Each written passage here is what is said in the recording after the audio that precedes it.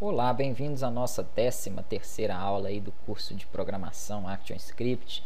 Eu vou ensinar vocês a criar aí uma estrutura de repetição, né, um loop. Tem três tipos aí no ActionScript: while, for e do while. While e for são as mais utilizadas. Vamos começar aqui pela while. Eu criei aqui uma instância, né, atribuir valores a um array aqui, né, chamado mesma coisa do outro, salada, só que eu atribuí esses valores de forma diferente. Na aula onde eu ensinei a criar o array, nós colocamos lá, né, abacaxi na posição 1, laranja na posição 0, laranja na posição 1, uva na 2 e assim por diante. Nesse caso aqui, eu já na instância dele aqui, onde eu já instanciei, eu já também atribuí valores, né? Nós fizemos essa parte da instância e embaixo nós atribuímos, eu mostrei para vocês as posições, só para que ficasse mais fácil de entender os vetores, mas não precisa de estar fazendo sempre aquilo. Quando eu já atribuo valores aonde eu instancio ele já entende que o abacaxi está na posição 0, laranja na 1 e assim por diante. Então não tem necessidade de ficar colocando aqueles vetores que nós colocamos assim na aula passada, é só para explicar, né, as posições ali mesmo de cada um. O que nós vamos fazer aqui? Eu vou criar uma estrutura de repetição que eu vou falar aqui enquanto a minha variável, vamos fazer primeiro nessa variável, senão não vai dar nada ali. Vou criar uma variável, pode ser chamar i, e vou falar aqui que ela vai ser inteira.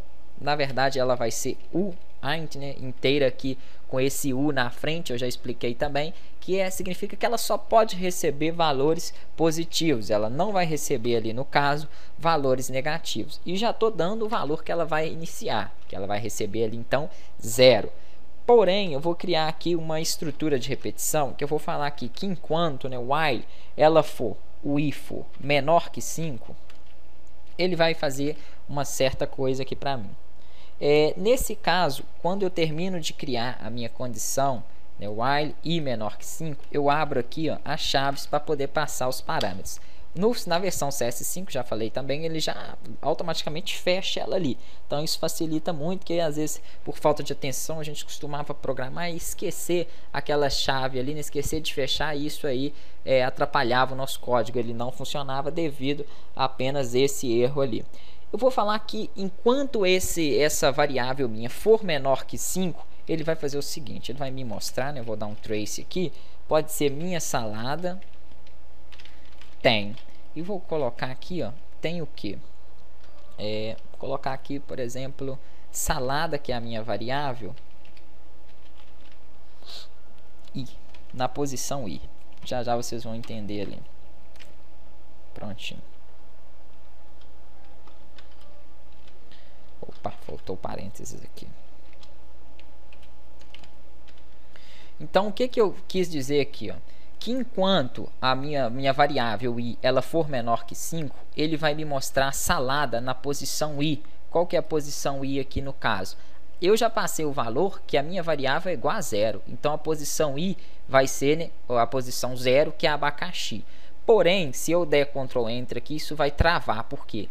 A minha variável, eu não passei nenhum valor para ela, né, diferente aqui, eu só passei o 0, né, a minha variável i no caso. Ela vai ficar sendo, então, sempre 0 e vai ficar só me mostrando ali abacaxi até travar. Porque eu falei que enquanto ela for menor que 5, ele vai ficar fazendo isso e ela sempre vai ser menor que 5.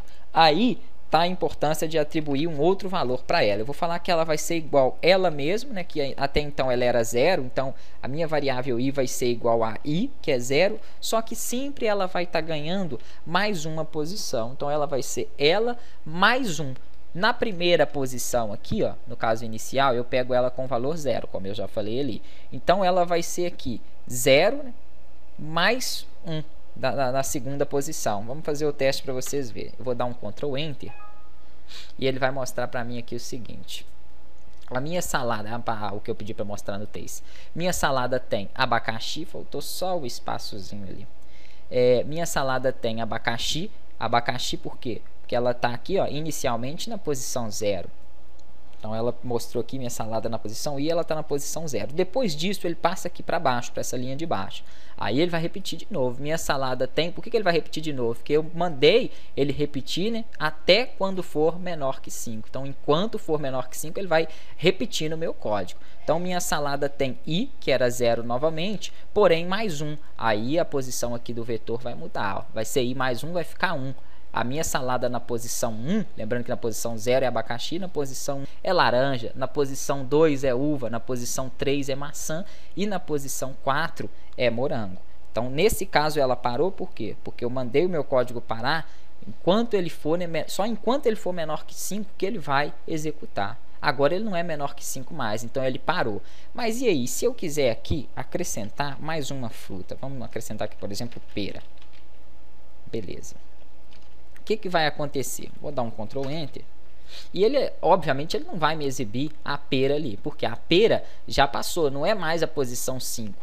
Aí eu teria que ficar colocando aqui, enquanto ele for menor que 6, 7, mas e se eu não souber quantas frutas eu tenho, no caso, naquele código, né? Às vezes são muitas ali, eu não sei. Aí entra aquelas opções que eu mostrei para vocês na aula passada. Em vez de eu falar que ele vai ser menor do que um número ali, eu falo que ele vai ser menor do que salada.length, que é, no caso ali, o parâmetro, né, para tamanho.